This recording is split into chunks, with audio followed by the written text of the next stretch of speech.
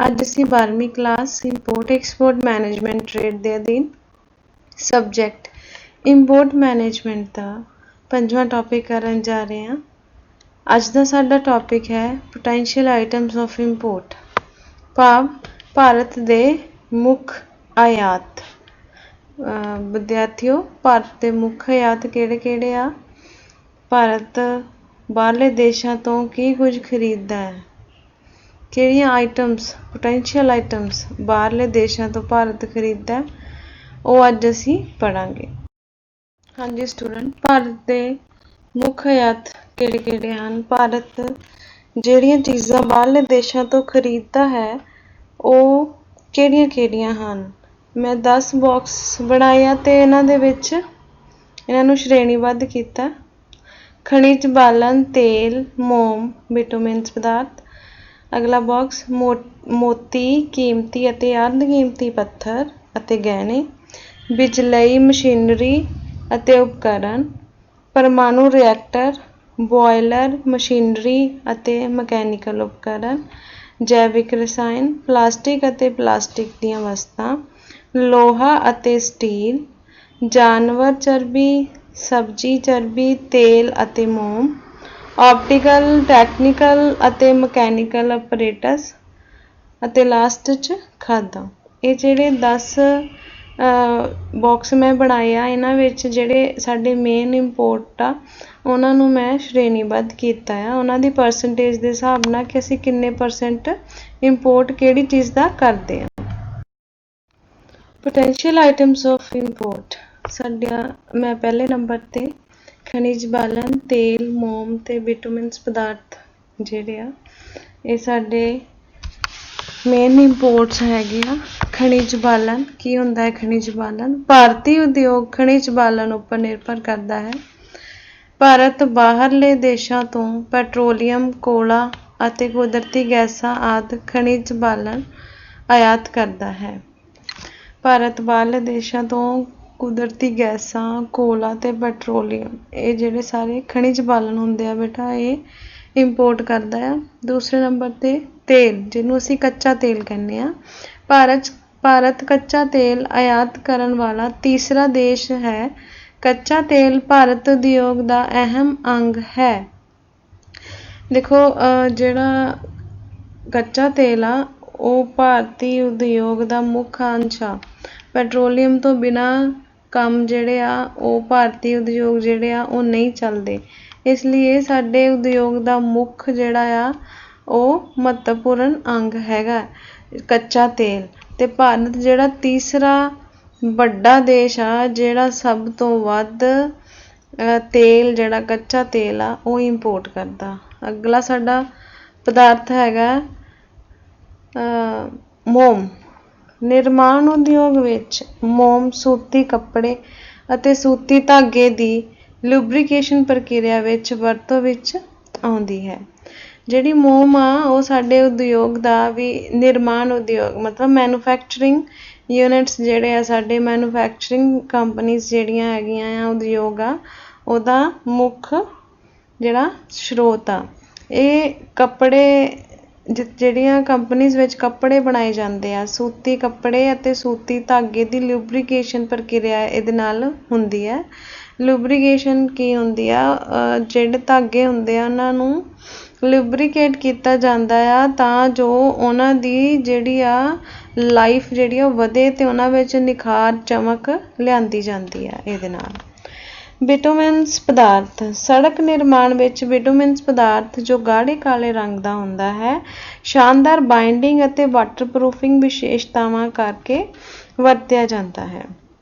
ਤੁਸੀਂ ਵਿਟਾਮਿਨਸ ਪਦਾਰਥ ਨਹੀਂ ਜਾਣਦੇ ਹੋਵੋਗੇ ਕਿ ਕੀ ਹੁੰਦਾ। ਇਹ ਕਾਲੇ ਰੰਗ ਦਾ ਹੁੰਦਾ। ਮੈਂ ਨਾਲ ਫੋਟੋ 'ਚ ਦੇਖੋ, ਇੱਕ ਬਲੈਕ ਕਲਰ ਦਾ ਪਦਾਰਥ ਤੁਹਾਨੂੰ ਸ਼ੋ ਹੋ ਰਿਹਾ, ਇਹ ਵਿਟਾਮਿਨਸ ਹੁੰਦਾ ਬੇਟਾ। ਇਹ ਕਾਲੇ ਰੰਗ ਦਾ ਪਦਾਰਥ ਹੈ ਜੋ ਕਿ ਇਹਨਾਂ ਦੀਆਂ ਜਿਹੜੀਆਂ ਬਾਈਂਡਿੰਗ ਵਿਸ਼ੇਸ਼ਤਾਵਾਂ ਬਹੁਤ ਅੱਛੀਆਂ ਹੁੰਦੀਆਂ ਆ ਔਰ ਵਾਟਰਪ੍ਰੂਫਿੰਗ ਦੀ ਵਿਸ਼ੇਸ਼ਤਾ ਇਹਦੀ ਹੁੰਦੀ ਆ, ਜਿਸ ਕਰਕੇ ਇਹ ਸੜਕਾਂ ਦੇ ਨਿਰਮਾਣ, ਸੜਕਾਂ ਬਣਦੀਆਂ ਆਪਣੇ ਦੇਸ਼ 'ਚ, ਉਹਦੇ ਵਿੱਚ ਇਹ ਵਰਤੋਂ ਵਿੱਚ ਆਉਂਦਾ ਹੈ।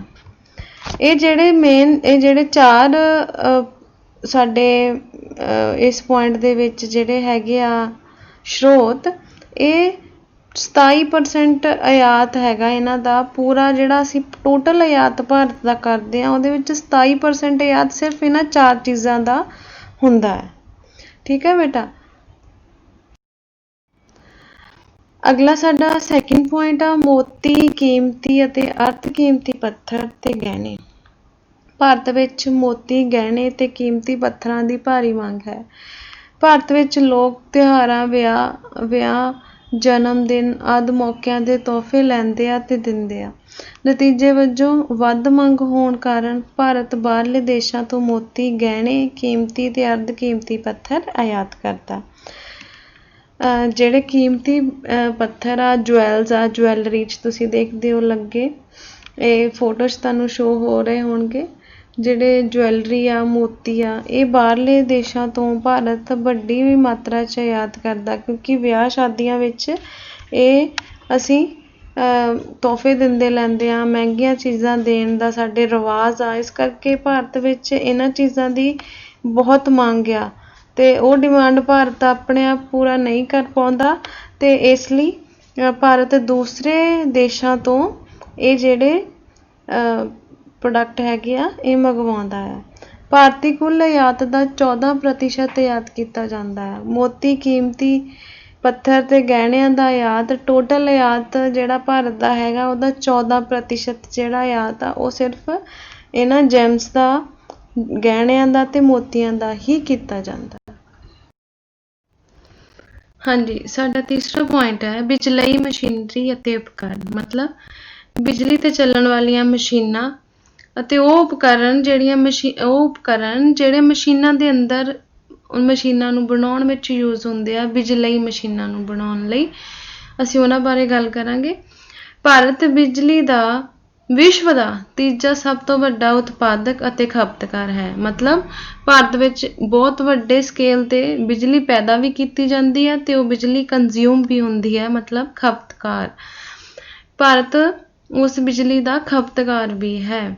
ਇਸ ਦੀ ਬਿਜਲੀ ਲਈ ਵਿਸ਼ਵ ਦੀ 5ਵੀਂ ਸਭ ਤੋਂ ਵੱਡੀ ਸਥਾਪਨਾ ਸਮਰੱਥਾ ਹੈ। ਮਤਲਬ ਇਸ ਦੀ ਜਿਹੜੀ ਸਮਰੱਥਾ ਆ ਬਿਜਲੀ ਨੂੰ ਯੂਜ਼ ਕਰਨ ਦੀ ਉਹ 5ਵੇਂ ਨੰਬਰ ਤੇ ਬਹੁਤ ਵੱਡੇ ਪੈਮਾਨੇ ਦੀ ਹੈਗੀ ਆ। 5ਵੇਂ ਨੰਬਰ ਤੇ ਹੈ ਉਸ ਵਿੱਚ ਭਾਰਤ। ਸਰਕਾਰ ਨੇ ਬਿਜਲੀ ਸੈਕਟਰ ਦੇ ਤੇਜ਼ੀ ਨਾਲ ਵਿਕਾਸ ਨੂੰ ਤਰਜੀਹ ਦਿੱਤੀ ਹੈ। ਨਤੀਜੇ ਵਜੋਂ ਬਿਜਲੀ ਉਪਕਰਨਾਂ ਤੋਂ ਉਦਯੋਗ ਵਿੱਚ ਤੇਜ਼ੀ ਆਈ ਹੈ।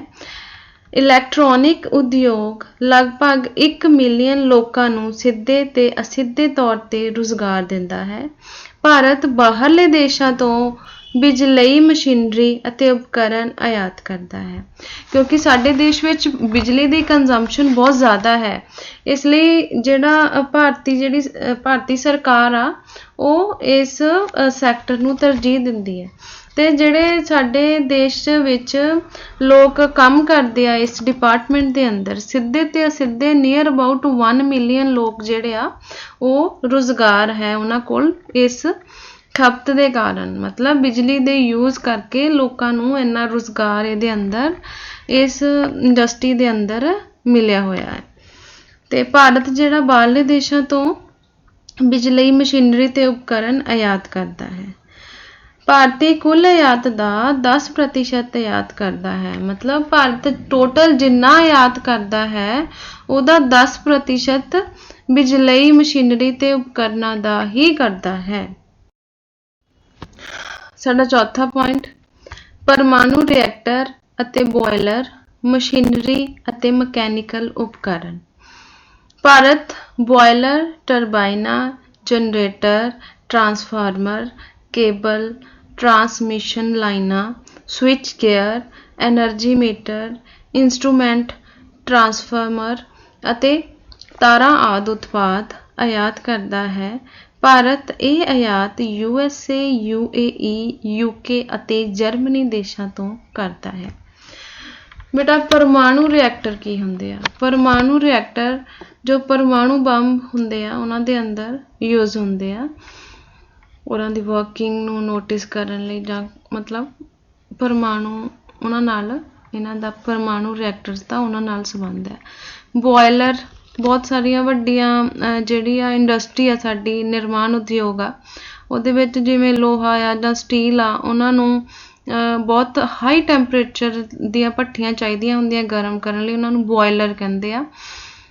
ਮਸ਼ੀਨਰੀ ਅਤੇ ਮਕੈਨੀਕਲ ਉਪਕਰਨ, ਮਸ਼ੀਨਾਂ ਤੇ ਮਕੈਨੀਕਲ ਉਪਕਰਨ ਮਤਲਬ ਮਕੈਨੀਕਲ ਪ੍ਰੋਡਕਟਸ, ਠੀਕ ਹੈ। ਭਾਰਤ ਬੋਇਲਰ, ਟਰਬਾਈਨਾਂ, ਜਨਰੇਟਰ, ਟਰਾਂਸਫਰ, ਇਹ ਜਿਹੜੀ ਸਾਰੀ ਲਿਸਟ ਮੈਂ ਬਣਾਈ ਆ ਇਹ ਸਾਰੇ ਪ੍ਰੋਡਕਟ ਜਿਹੜੇ ਆ ਇਸ ਅੰਡਰ ਇਸ ਪੁਆਇੰਟ ਦੇ ਅੰਡਰ ਜੋ ਮੈਂ ਇਹਨਾਂ ਦੀ ਲਿਸਟ ਬਣਾਈ ਆ ਇਹ ਬਾਹਰਲੇ ਦੇਸ਼ਾਂ ਤੋਂ ਆਯਾਤ ਕਰਦਾ ਹੈ। ਇਹ ਭਾਰਤ ਜਿਨ੍ਹਾਂ ਦੇਸ਼ਾਂ ਤੋਂ ਆਯਾਤ ਕਰਦਾ ਹੈ USA ਯੂਨਾਈਟਿਡ ਸਟੇਟ ਅਮਰੀਕਾ ਤੋਂ ਕਰਦਾ ਹੈ, UAE ਯੂਨਾਈਟਿਡ ਐਮੀਰੇਟਸ ਤੋਂ ਕਰਦਾ ਆ, ਮੈਨੂੰ ਅਸੀਂ ਦੁਬਈ ਕਹਿੰਦੇ ਆ, ਤੇ UK ਤੋਂ ਕਰਦਾ ਆ ਜਿਹਨੂੰ ਅਸੀਂ UK ਮਤਲਬ ਇੰਗਲੈਂਡ, ਠੀਕ ਹੈ ਬੇਟਾ। ਜਰਮਨੀ ਤੋਂ ਕਰਦਾ। ਇਹ ਸਾਰੇ ਦੇਸ਼ ਆ ਜਿਨ੍ਹਾਂ ਤੋਂ ਭਾਰਤ ਇਹ ਰਿਐਕਟਰ, ਬੋਇਲਰਸ ਐਂਡ ਮਸ਼ੀਨਰੀ ਇਹ ਜਿਹੜੀਆਂ ਆਈਟਮਸ ਆ ਇਹ ਇੰਪੋਰਟ ਕਰਦਾ। ਭਾਰਤੀ ਕੁੱਲ ਆਯਾਤ ਦਾ 8% ਆਯਾਤ ਇਹ ਉਪਕਰਨ ਹੀ ਨੇ, ਠੀਕ ਹੈ। ਮਤਲਬ ਭਾਰਤ ਦਾ ਜਿਹੜਾ ਕੁੱਲ ਆਯਾਤ ਆ ਟੋਟਲ ਉਹਦਾ 8% ਅਸੀਂ ਬੋਇਲਰ, ਰਿਐਕਟਰ ਔਰ ਮਸ਼ੀਨਰੀ ਹੀ ਮੰਗਾ ਲੈਂਦੇ ਹਾਂ ਉਹਦੇ ਵਿੱਚੋਂ। 5ਵੇਂ ਨੰਬਰ ਤੇ ਸਾਡੀ ਜਿਹੜੀ ਪੋਟੈਂਸ਼ੀਅਲ ਆਈਟਮ ਹੈ ਉਹ ਹੈ ਜੈਵਿਕ ਰਸਾਇਣ, ਜਿਨ੍ਹਾਂ ਨੂੰ ਅਸੀਂ ਆਰਗੈਨਿਕ ਕੈਮੀਕਲਸ ਕਹਿੰਦੇ ਹਾਂ। ਬਹੁਤ ਸਾਰੇ ਕੈਮੀਕਲ ਸਾਡੇ ਮੈਨੂਫੈਕਚਰਿੰਗ ਪ੍ਰੋਸੈਸ ਦੇ ਵਿੱਚ ਵੀ ਯੂਜ਼ ਹੁੰਦੇ ਆ ਤੇ ਖੇਤੀਬਾੜੀ 'ਚ ਜਿੱਦਾਂ ਫਰਟੀਲਾਈਜ਼ਰਸ ਜਿਹੜੀਆਂ ਖਾਦਾਂ ਹੁੰਦੀਆਂ ਉਹ ਯੂਜ਼ ਹੁੰਦੀਆਂ ਆ। ਅਸੀਂ ਇਹਦੇ ਬਾਰੇ ਪੜ੍ਹਾਂਗੇ। ਜੈਵਿਕ ਰਸਾਇਣ ਭਾਰਤ ਦੇ ਨਿਰਮਾਣ ਉਦਯੋਗ ਦਾ ਅਤੇ ਖੇਤੀਬਾੜੀ ਦਾ ਮਹੱਤਵਪੂਰਨ ਅੰਗ ਹਨ। ਅਜੀਵ ਰਸਾਇਣ ਰੰਗ ਉਦਯੋਗਾਂ ਵਿੱਚ, ਰੰਗਣ ਅਤੇ ਨਿਰਮਾਣ ਉਦਯੋਗਾਂ ਵਿੱਚ ਵਰਤੋਂ ਵਿੱਚ ਆਉਂਦੇ ਹਨ ਅਤੇ ਜੈਵਿਕ ਰਸਾਇਣ ਖੇਤੀਬਾੜੀ ਵਿੱਚ ਵਰਤੋਂ ਵਿੱਚ ਆਉਂਦੇ ਹਨ। Bharat methyl ਡੀਫਿਨਾਇਲ ਡੀਸੋਕੋਸਾਇਨੇਟ, ਸਾਈਕਲਿਕ hydrocarbon, caustic soda, ਤਰਲ ਕਲੋਰੀਨ, ਅਸਾਈਲਿਕ ਅਲਕੋਹਲ ਰਸਾਇਣ ਆਯਾਤ ਕਰਦਾ ਹੈ। ਇਹ ਜਿਹੜੇ 5 ਮੇਨ ਕੈਮੀਕਲ ਆ ਬੇਟਾ ਜਿਹੜੇ ਇੰਡੀਆ 'ਚ ਨਹੀਂ ਮਿਲਦੇ, ਬਾਹਰਲੇ ਦੇਸ਼ਾਂ ਤੋਂ ਹੀ ਭਾਰਤ ਆਯਾਤ ਕਰਦਾ। ਇਹ ਰਸਾਇਣ ਪਲਾਸਟਿਕ ਉਦਯੋਗ, ਸਾਬਣ ਉਦਯੋਗ, ਭੋਜਨ ਉਦਯੋਗ, ਖੇਤੀਬਾੜੀ ਵਿੱਚ ਵਰਤੇ ਜਾਂਦੇ ਹਨ। ਜਰਮਨੀ, ਅਮਰੀਕਾ ਅਤੇ ਸਾਊਦੀ ਅਰਬ ਦੇਸ਼ਾਂ ਤੋਂ ਇਹ ਆਯਾਤ ਕੀਤਾ ਜਾਂਦਾ ਹੈ। ਭਾਰਤ ਦਾ ਜਿਹੜਾ ਕੁੱਲ ਆਯਾਤ ਆ ਉਹਦਾ 4% ਆਯਾਤ ਸਿਰਫ ਜੈਵਿਕ ਰਸਾਇਣ ਹੀ ਹਨ ਜਿਹੜੇ ਇੰਨੀ ਵੱਡੀ ਅਮਾਊਂਟ ਦੇ ਵਿੱਚ ਕੀਤਾ ਜਾਂਦਾ ਜਿਨ੍ਹਾਂ ਦਾ ਆਯਾਤ। 6ਵੇਂ ਨੰਬਰ ਤੇ ਜੋ ਪੋਟੈਂਸ਼ੀਅਲ ਆਈਟਮਸ ਆਪਾਂ ਰੱਖੀਆਂ ਨੇ ਉਹ ਨੇ ਪਲਾਸਟਿਕ ਅਤੇ ਪਲਾਸਟਿਕ ਦੇ ਉਤਪਾਦ। ਮਤਲਬ ਪਲਾਸਟਿਕ ਵੀ ਭਾਰਤ ਆਯਾਤ ਕਰਦਾ ਹੈ ਤੇ ਪਲਾਸਟਿਕ ਦੇ ਉਤਪਾਦ ਵੀ ਬਾਹਰਲੇ ਦੇਸ਼ਾਂ ਤੋਂ ਮੰਗਵਾਉਂਦਾ ਹੈ। ਪਲਾਸਟਿਕ ਭਾਰਤੀ ਆਯਾਤ ਦਾ ਮੁੱਖ ਸਰੋਤ ਹੈ। ਭਾਰਤ ਵੱਡੀ ਮਾਤਰਾ ਵਿੱਚ ਬਾਹਰਲੇ ਦੇਸ਼ਾਂ ਤੋਂ ਪਲਾਸਟਿਕ ਦਾ ਆਯਾਤ ਕਰਦਾ ਹੈ। ਪਲਾਸਟਿਕ ਉਦਯੋਗ ਵਿੱਚ ਪਲਾਸਟਿਕ ਦੀ ਵਰਤੋਂ ਹੁੰਦੀ ਹੈ। ਪਲਾਸਟਿਕ ਤੋਂ ਘਰਾਂ ਵਿੱਚ ਵਰਤੀਆਂ ਜਾਣ ਵਾਲੀਆਂ ਵਸਤਾਂ ਵੀ ਬਣਾਈਆਂ ਜਾਂਦੀਆਂ ਹਨ। ਭਾਰਤ, ਪਾਕਿਸਤਾਨ ਅਤੇ ਬੰਗਲਾਦੇਸ਼ ਤੋਂ ਪਲਾਸਟਿਕ ਦਾ ਆਯਾਤ ਕਰਦਾ ਹੈ। ਬੇਟਾ ਤੁਸੀਂ ਆਪਣੀ ਡੇਲੀ ਲਾਈਫ 'ਚ ਦੇਖਦੇ ਆ ਪਲਾਸਟਿਕ ਤੋਂ ਮੈਕਸੀਮਮ ਚੀਜ਼ਾਂ ਜਿਹੜੀਆਂ ਉਹ ਬਣੀਆਂ ਹੁੰਦੀਆਂ ਆ। ਕੋਈ ਇਲੈਕਟ੍ਰੋਨਿਕ ਚੀਜ਼ਾਂ ਦੇਖ ਲਓ, ਕੋਈ ਡੇਲੀ ਕੋਈ ਕਿਚਨ ਆਈਟਮਸ ਦੇਖ ਲਓ, ਬਹੁਤ ਚੀਜ਼ਾਂ ਹੈਗੀਆਂ ਜਿੱਥੇ ਜਿਹੜੀ ਅਸੀਂ ਜਦੋਂ ਵੀ ਦੇਖਦੇ ਹਾਂ ਉਹ ਪਲਾਸਟਿਕ ਤੋਂ ਬਣੀ ਹੁੰਦੀ ਹੈ। ਤਾਂ ਪਲਾਸਟਿਕ ਉਦਯੋਗਾਂ ਦਾ ਇਹ ਇੱਕ ਮੁੱਖ ਸਰੋਤ ਆ। ਮਤਲਬ ਸਾਡੇ ਦੇਸ਼ 'ਚ ਇਹਦੀ ਬਹੁਤ ਜ਼ਿਆਦਾ ਕੰਜ਼ੰਪਸ਼ਨ ਆ, ਖਪਤ ਆ। ਇਸ ਲਈ ਭਾਰਤ ਜਿਹੜਾ ਬਾਹਰਲੇ ਦੇਸ਼ਾਂ ਤੋਂ ਪਲਾਸਟਿਕ ਦਾ ਆਯਾਤ ਕਰਦਾ ਹੈ ਤੇ ਇਹ ਜਿਹੜਾ ਆਯਾਤ ਆ ਪਾਕਿਸਤਾਨ ਤੇ ਬੰਗਲਾਦੇਸ਼ ਤੋਂ ਕਰਦਾ ਆ। ਤੇ ਭਾਰਤ ਦਾ ਜਿਹੜਾ ਕੁੱਲ ਆਯਾਤ ਆ ਉਹਦਾ 3.1% ਆਯਾਤ ਸਿਰਫ ਪਲਾਸਟਿਕ ਤੇ ਪਲਾਸਟਿਕ ਦੇ ਉਤਪਾਦਾਂ ਦਾ ਹੀ ਹੈ। 7ਵੇਂ ਨੰਬਰ ਤੇ ਜਿਹੜੀਆਂ ਪੋਟੈਂਸ਼ੀਅਲ ਆਈਟਮਸ ਆਪਾਂ ਰੱਖੀਆਂ ਬੇਟਾ ਉਹ ਹੈ ਲੋਹਾ ਅਤੇ ਸਟੀਲ। ਲੋਹੇ ਦੀ ਵਰਤੋਂ ਲੋਹਾ ਉਦਯੋਗ ਵਿੱਚ ਅਤੇ ਸਟੀਲ ਦੀ ਵਰਤੋਂ ਸਟੀਲ ਉਦਯੋਗ ਵਿੱਚ ਕੀਤੀ ਜਾਂਦੀ ਹੈ। ਨਿਰਮਾਣ ਉਦਯੋਗ ਵਿੱਚ ਹੁੰਦੀ ਹੈ ਇਹਨਾਂ ਦੀ ਵਰਤੋਂ, ਜਿਸ ਕਾਰਨ ਭਾਰਤ ਨੂੰ ਲੋਹੇ ਅਤੇ ਸਟੀਲ ਦਾ ਆਯਾਤ ਜਿਹੜਾ ਕਰਨਾ ਪੈਂਦਾ ਹੈ। ਸਾਲ 2019 ਵਿੱਚ ਲਗਭਗ $11.6 ਬਿਲੀਅਨ ਦਾ ਆਯਾਤ ਭਾਰਤ ਨੇ ਕੀਤਾ ਬਾਹਰਲੇ ਦੇਸ਼ਾਂ ਤੋਂ। ਲੋਹਾ ਤੇ ਸਟੀਲ ਆ ਸਾਡੇ ਮੈਨੂਫੈਕਚਰਿੰਗ ਯੂਨਿਟਸ ਦਾ ਮੇਨ ਜਿਹੜੇ ਸਰੋਤ ਹੈਗੇ ਆ, ਤੇ ਲੋਹਾ ਤੇ ਸਟੀਲ ਬਾਹਰਲੇ ਦੇਸ਼ਾਂ ਤੋਂ ਮੰਗਵਾਏ ਜਾਂਦੇ ਆ। ਸਾਲ 2019 ਦੌਰਾਨ 11.6 ਬਿਲੀਅਨ ਡਾਲਰ ਦਾ ਆਯਾਤ ਭਾਰਤ ਨੇ ਦੂਸਰੇ ਦੇਸ਼ਾਂ ਤੋਂ ਕੀਤਾ ਲੋਹੇ ਤੇ ਸਟੀਲ ਦਾ। ਜਿਹੜਾ ਭਾਰਤ ਦਾ ਕੁੱਲ ਆਯਾਤ ਆ ਉਹਦਾ 2.4% ਆਯਾਤ ਸਿਰਫ ਲੋਹੇ ਅਤੇ ਸਟੀਲ ਦਾ ਹੀ ਹੈ। ਮਤਲਬ ਕਾਫੀ ਵੱਡੀ ਅਮਾਊਂਟ ਦੇ ਵਿੱਚ ਅਸੀਂ ਲੋਹਾ ਤੇ ਸਟੀਲ ਜਿਹੜਾ ਉਹ ਬਾਹਰਲੇ ਦੇਸ਼ਾਂ ਤੋਂ ਮੰਗਵਾਉਂਦੇ ਆ। ਸਾਡਾ 8ਵਾਂ ਪੁਆਇੰਟ ਜੋ ਹੈ ਉਹਦੇ ਅਧੀਨ ਅਸੀਂ ਜੋ ਪੋਟੈਂਸ਼ੀਅਲ ਆਈਟਮਸ ਰੱਖੀਆਂ ਆ ਉਹ ਹਨ ਜਾਨਵਰ ਚਰਬੀ, ਸਬਜ਼ੀ ਚਰਬੀ, ਤੇਲ ਤੇ ਮੋਮ। ਜਾਨਵਰ ਚਰਬੀ ਮਤਲਬ ਐਨੀਮਲ ਫੈਟਸ, ਸਬਜ਼ੀ ਚਰਬੀ ਮਤਲਬ ਵੈਜੀਟੇਬਲ ਫੈਟਸ, ਤੇਲ ਆਇਲ ਤੁਸੀਂ ਸਮਝਦੇ ਹੋ, ਮੋਮ ਤੁਹਾਨੂੰ ਪਤਾ ਹੈ ਅੱਛੀ ਤਰੀਕੇ ਨਾਲ। ਪਸ਼ੂ ਚਰਬੀ, ਪਸ਼ੂ ਤੇਲ, ਸਬਜ਼ੀ ਚਰਬੀ, ਸਬਜ਼ੀ ਦੇ ਤੇਲ ਆਦਿ Bharat America, Germany, Italy, Australia, Belgium, Qatar, Brazil, England, Iraq ਆਦਿ ਦੇਸ਼ਾਂ ਤੋਂ ਆਯਾਤ ਕਰਦਾ ਹੈ। ਆਯਾਤ ਦੇ ਵੱਖ-ਵੱਖ ਉਤਪਾਦ ਹਨ। ਟੈਲੋ ਚਰਬੀ, ਚਰਬੀ ਦੇ ਬੋਵਿਨ ਐਨੀਮਲਸ, ਮਟਨ ਟੈਲੋ ਚਰਬੀ, ਜਿਗਰ ਦਾ ਤੇਲ, ਮੱਛੀ ਦਾ ਤੇਲ, ਸੋਇਆਬੀਨ ਦਾ ਤੇਲ, ਜੈਤੂਨ ਦਾ ਤੇਲ, ਵੂਲ ਗਰੀਸ, ਪਾਸ ਤੇਲ, ਸਨਫਲਾਵਰ ਆਇਲ, ਕਾਟਨ ਬੀਜ ਤੇਲ, ਜੈਲੋ ਤੇਲ, ਚਰਬੀ, ਸਬਜ਼ੀਆਂ ਦਾ ਤੇਲ ਆਦਿ ਆਯਾਤ ਕੀਤੇ ਜਾਂਦੇ ਆ। ਬੇਟਾ ਦੇਖੋ ਸਾਡੀ ਫੂਡ ਇੰਡਸਟਰੀ ਦੇ ਵਿੱਚ ਇਹ ਸਾਰੇ ਫੈਟਸ, ਚਾਹੇ ਉਹ ਐਨੀਮਲ ਫੈਟਸ ਆ ਜਾਂ ਫਿਰ ਜਿਹੜੀਆਂ ਵੈਜੀਟੇਬਲ ਫੈਟਸ ਆ, ਇਹ ਜਿਹੜੇ ਬਾਹਰਲੇ ਦੇਸ਼ਾਂ 'ਚੋਂ ਬਹੁਤ ਵੱਡੀ ਅਮਾਊਂਟ 'ਤੇ ਆਯਾਤ ਕੀਤੇ ਜਾਂਦੇ ਆ ਔਰ ਸਾਡੀ ਫੂਡ ਇੰਡਸਟਰੀ ਦਾ ਇਹ ਮੁੱਖ ਸਰੋਤ ਹਨ।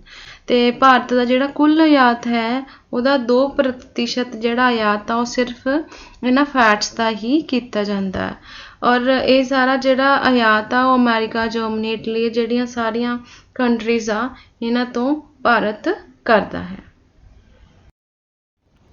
9ਵਾਂ ਪੁਆਇੰਟ ਸਾਡਾ ਹੈਗਾ ਆ ਜਿਹੜੀਆਂ potential items, optical, technical and mechanical ਉਪਕਰਨ। ਭਾਰਤੀ ਆਪਟੀਕਲ, ਫੋਟੋ, ਟੈਕਨੀਕਲ ਅਤੇ ਮੈਡੀਕਲ ਉਪਕਰਨ ਪੁਰਤਗਾਲ ਤੋਂ ਆਯਾਤ ਕਰਦਾ ਹੈ। ਭਾਰਤ ਦੇ ਸਭ ਤੋਂ ਵੱਧ ਉਤਪਾਦ ਕੀਤੇ ਜਾਣ ਵਾਲੇ ਉਤਪਾਦ ਹਨ ਆਪਟੀਕਲ ਫਾਈਬਰਸ, ਲੈਂਸ, ਸ਼ੀਸ਼ੇ, ਪ੍ਰੋਜੈਕਟਰ, ਆਪਟੀਕਲ ਰੇਸ਼ੇਦਾਰ, ਪ੍ਰਿਜ਼ਮ ਆਯਾਤ ਕੀਤੇ ਜਾਂਦੇ ਹਨ। ਟੈਕਸੀਮੀਟਰ, ਸਪੀਡੋਮੀਟਰ ਆਦਿ ਮਕੈਨੀਕਲ ਉਪਕਰਨ ਵੀ ਆਯਾਤ ਕੀਤੇ ਜਾਂਦੇ ਹਨ। 2019 ਦੌਰਾਨ ਲਗਭਗ 9.5 ਬਿਲੀਅਨ ਦਾ ਆਯਾਤ ਭਾਰਤ ਨੇ ਬਾਹਰਲੇ ਦੇਸ਼ਾਂ ਤੋਂ ਇਹਨਾਂ ਆਪਟੀਕਲ, ਟੈਕਨੀਕਲ ਤੇ ਮਕੈਨੀਕਲ ਉਪਕਰਨਾਂ ਦਾ ਕੀਤਾ। ਭਾਰਤ ਦਾ ਜਿਹੜਾ ਕੁੱਲ ਆਯਾਤ ਆ ਉਹਦਾ 2% ਆਯਾਤ ਸਿਰਫ ਇਹ ਆਪਟੀਕਲ, ਟੈਕਨੀਕਲ ਐਂਡ ਮਕੈਨੀਕਲ ਉਪਕਰਨ ਹੀ ਹਨ। ਬੇਟਾ ਜਿਹੜੇ ਇਹ ਆਪਟੀਕਲ ਫਾਈਬਰਸ ਤੁਸੀਂ ਸੁਣੀਆਂ ਆ, ਇਹ ਸਾਰੇ ਪ੍ਰੋਡਕਟ ਜਿਹੜੇ ਆ ਸ਼ੀਸ਼ਾ, ਲੈਂਸ, ਮਕੈਨੀਕਲ ਜਿਹੜੇ ਆ ਪ੍ਰੋਡਕਟ ਹੈਗੇ ਜਿਵੇਂ ਸਪੀਡੋਮੀਟਰ ਹੈ ਨਾ, ਇਹ ਸਭ ਚੀਜ਼ਾਂ ਸਾਡੀ ਜਿਹੜੀ ਇੰਡਸਟਰੀ ਦੇ ਵਿੱਚ ਯੂਜ਼ ਹੁੰਦੀਆਂ ਆ। ਜਦੋਂ ਅਸੀਂ ਕੁਛ ਮਕੈਨੀਕਲੀ ਕੋਈ ਮਸ਼ੀਨਰੀ ਬਣਾਉਂਦੇ ਹਾਂ ਉਹਨਾਂ ਦੇ ਅੰਦਰ ਯੂਜ਼ ਹੁੰਦੀ ਆ। ਪਿਕਚਰ ਤੋਂ ਤੁਹਾਨੂੰ ਕਲੀਅਰ ਹੋਏਗਾ।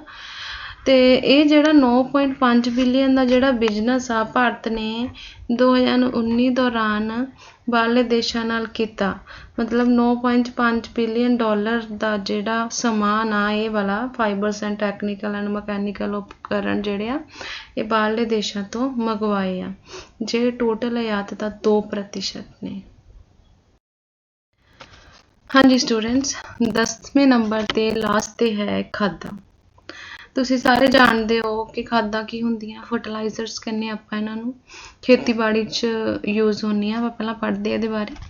ਭਾਰਤ ਦੇ ਲਗਭਗ 70% ਲੋਕ ਖੇਤੀਬਾੜੀ ਕਰਦੇ ਹਨ।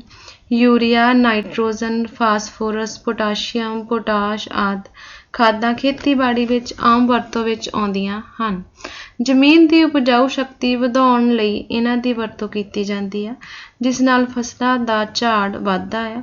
ਯੂਰੀਆ ਖਾਦ ਓਮਾਨ ਇੰਡੀਆ ਫਰਟੀਲਾਈਜ਼ਰ ਕੰਪਨੀ, ਜਿਹਨੂੰ OMIFCO ਮਤਲਬ ਇਹ ਓਮਾਨ ਦੀ ਇੱਕ ਕੰਪਨੀ ਆ, ਤੋਂ ਭਾਰਤ ਆਯਾਤ ਕਰਦਾ ਹੈ। ਇਹ ਆਯਾਤ ਓਪਨ ਜਨਰਲ ਲਾਇਸੈਂਸ ਅਧੀਨ ਬਿਨਾਂ ਕਸਟਮ ਡਿਊਟੀ ਤੋਂ ਕੀਤਾ ਜਾਂਦਾ ਹੈ। ਭਾਰਤ ਦੇ ਲਗਭਗ 7.3 ਬਿਲੀਅਨ ਡਾਲਰ ਦਾ ਆਯਾਤ 2019 ਦੌਰਾਨ ਕੀਤਾ। ਬੇਟਾ ਭਾਰਤ ਦੇ ਜਿਹੜੇ 70% ਲੋਕ ਆ ਉਹ ਖੇਤੀਬਾੜੀ ਤੇ ਜਿਹੜਾ ਉਹਨਾਂ ਦਾ ਜੀਵਨ ਆ ਉਹ ਨਿਰਭਰ ਕਰਦਾ ਆ। ਤੇ ਖੇਤੀਬਾੜੀ ਵਿੱਚ ਜੇ ਅਸੀਂ ਵਧੀਆ ਝਾੜ ਚਾਹੁੰਦੇ ਆ ਫਸਲ ਦਾ ਤੇ ਅਸੀਂ ਖਾਦਾਂ ਦਾ ਯੂਜ਼ ਕਰਦੇ ਹਾਂ। ਤੇ ਯੂਰੀਆ, ਨਾਈਟ੍ਰੋਜਨ, ਫਾਸਫੋਰਸ, ਪੋਟਾਸ਼ੀਅਮ ਇਹ ਸਾਰੀਆਂ ਖਾਦਾਂ ਜਿਹੜੀਆਂ ਬਾਹਰਲੇ ਦੇਸ਼ਾਂ ਤੋਂ ਮੰਗਵਾਈਆਂ ਜਾਂਦੀਆਂ।